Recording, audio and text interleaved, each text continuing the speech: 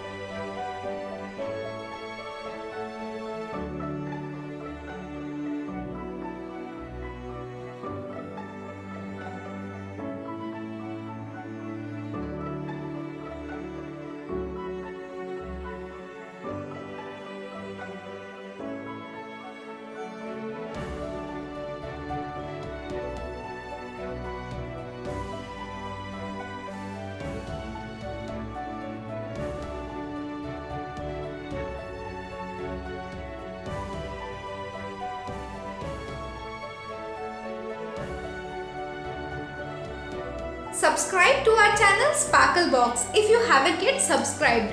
Don't forget to click the bell icon to get instant notifications on our new videos.